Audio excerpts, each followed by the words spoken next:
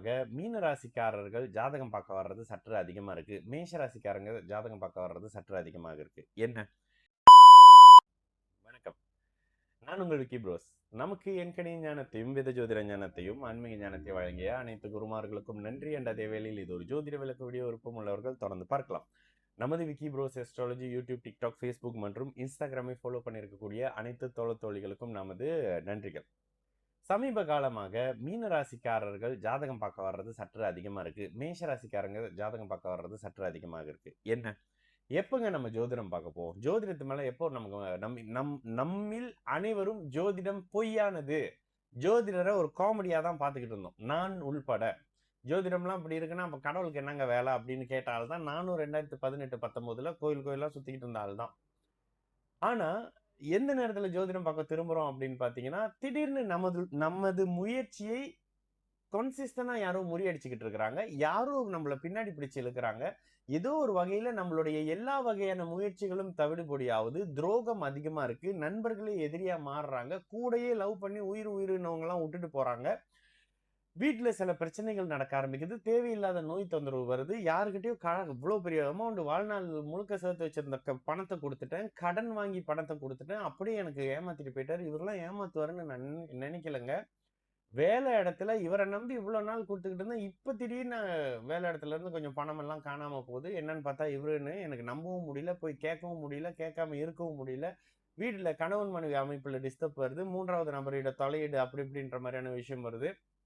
இதுல பார்க்கக்கூடாத சில விஷயங்கள் எல்லாம் பாக்குறேங்க. எனக்கு யாரோ செய்வன வச்சுட்டாங்களா இப்படின்ற நிலைமையில தான் இப்போ கோச்சாரத்தால பாதிக்கப்பட்டிருக்கக்கூடிய மீன ராசிக்காரங்க, மேஷ ராசிக்காரங்க, கன்னி ராசிக்காரங்க, கடுமையான அமைப்புகள்ல சிம்ம ராசிக்காரங்க இருக்கிறீங்க. இதுல இன்னொரு உருட்டு இருக்கு. 2025 மார்ச் 29ஆம் தேதியே சனி பெயர்ச்சியாகி சிம்மத்துக்கு வந்துட்டாருங்க. இதுதான் நம்ம ஃபாலோ பண்ணணும். அவர் சொல்றாரு, இவர் சொல்றாரு இல்ல. ஜோதிடம் ஒரு ரிசர்ச். அந்த ரிசர்ச் வந்து எனக்கு அப்ளை பண்ணி பார்த்த பிறகு எனக்கு எதெல்லாம் சரியா வருதோ அதை தான் உங்களுக்கு நான் சொல்றேன். ஓகேங்களா?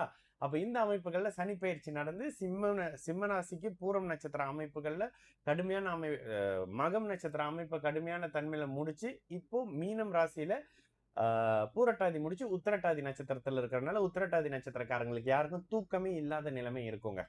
அவர் வயது தகுதி படிக்கிற பிள்ளைங்களுக்கு படிக்க முடியாது, லவ் வந்துடும், காதல் அமைப்புல பிரச்சனை வந்துடும், வேலையில மன அழுத்தம் வந்துடும், இதெல்லாம் வந்துடும். இந்த 4 ராசிக்காரங்க சுத்தி இதுல இருப்பீங்க. என்ன நோயினே தெரியாம ட்ரீட்மெண்ட் பார்த்துக்கிட்டு இருக்கேன்னு அப்படின்ற தன்மையெல்லாம் அங்க இடத்துல இருக்கும். பெஸ்ட் பரிகாரமா எதங்க சொல்லலாம்? அருமையான 2 பரிகாரம் எப்போதுமே சொல்லுவாங்க. ஒன்னாவது, நல்ல இன்சூரன்ஸ் பாலிசி ஒன்று எடுத்து வச்சுக்கோங்க. உலகத்திலே இந்த பரிகாரத்தை நான் மட்டும் தான் சொல்லுவேன். 2வது, நல்லா ஸ்வெட் ஆகுற மாதிரி நல்லா ஸ்வெட் ஆகுற மாதிரி எக்ஸசைஸ் பண்ணுங்க. இதனை கடந்து இன்னொரு விஷயம் என்னன்னாக்கா, இறை வழிபாடை முறையா செய்யுங்க. அந்த நவக்கிரகத்தை இப்படி 7 தடவை சுத்துறேன், அப்படி 2 தடவை சுத்துறேன். இது நீங்க சுத்தினா பைத்தியக்காரனுங்க வந்து சுத்துறானுங்கன்னு நினைப்பாங்க கடவுள் கோயில்ல. உங்களுக்கு கொடுக்கப்பட்ட அந்த கஷ்டத்தை நீங்கள் அனுபவிச்சு தான் ஆகணும்ன்றது தாங்க பிராக்டிக்கல். இதை மைண்ட்ல எடுத்துக்கோங்க. 2.5 வருஷம் நல்லா இருக்காதுன்னா நல்லா இருக்காது தான். எந்த கோயில்ல போய் உருண்டாலும், எவ்வளவு செலவு பண்ணாலும், என்னத்தான் மண்டி அடிச்சாலும் பாதி விஷயங்கள்ல தடை, தாமதம், துரோகம், ஏமாற்றம், பொய், பித்தலாட்டம், ஸ்கேம்ல ஏமாறுறது, அதுல ஏமாறுறது, இதுல ஏமாறுறதுன்ற மாதிரியான விஷயத்துல இருக்கும். இதுல கவனமா இருங்க. வேலையை விட்டுறாதீங்க. விட்டா வேலை அடுத்த 2.5 வருஷத்துக்கு கிடைக்காதுன்றது என்னோட ஸ்டேட்மெண்ட்ங்க.